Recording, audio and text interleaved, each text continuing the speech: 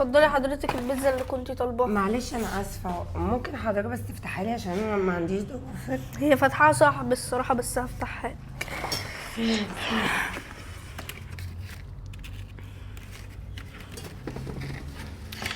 اتفضلي احلى بيتزا. ميرسي.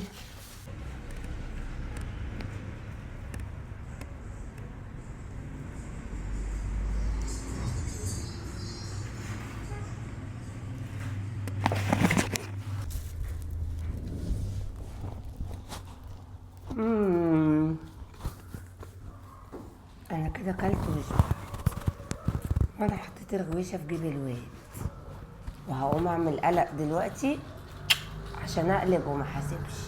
يا لهوي عليك وعلى افكارك يا بنتي يا دودو، هتلاقي الشيطان واقف في اخر الشارع بيسقف لك.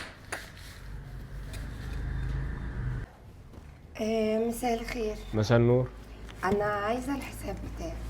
انت كلت يا استاذه بيتزا بالسجق وخدت واحده حاجه ساقعه. أيوة. حسابك 1200 جنيه. 1200 جنيه بس؟ ايوه.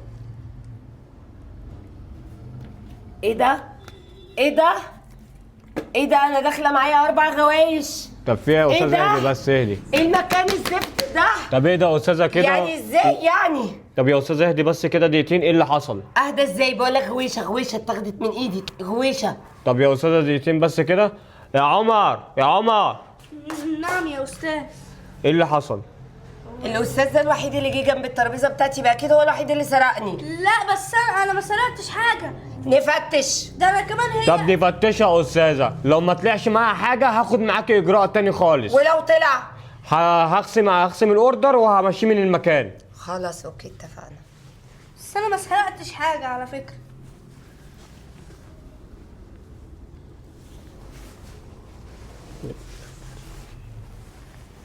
طبعا مش هتلاقي حاجه. طبعا. ايه ده يا عمر؟ طبعا هيلاقي غوشتي. بص يا هيلاقي عمر، غوشتي. انا افتكرتك انت اللي ماسك لي المكان وافتكرتك انت اللي محافظ على المكان، بس اقول لك على حاجه. بعد اذنك يا استاذ يوسف، يا استاذ مزيكا، قبل ما تنطقها ممكن يكون في حاجه تاني وانت مش واخد بالك. ايه قبل ما ينطقها دي؟ هو طب حاجه تاني.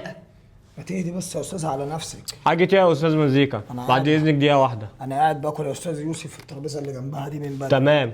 ومتابع الست ديت ثانيه بثانيه، وكنت باكل وسمعتها وهي بتقول ان هي هتحط الغويشه ديت للواد الغلبان اللي ورا ده. ايوه عشان سمعتها خاطر دي اللي انت بتقوله ده تمام. مش دليل اصلا. انت بتفتري عليا، انت بتتبلى عليا. طب معاك دليل؟ لسه يا استاذ يوسف الحلو جاي في الطريق وانا باكل شفت الست دي كمان هي اللي حطت الغويشه بايديها للراجل الغلبان اللي شغال ورا ده. ها الحلو ده بعد الكشري. عايز الدليل؟ وريني طبعا. الدليل. اتفرج على الدليل. ايه ده؟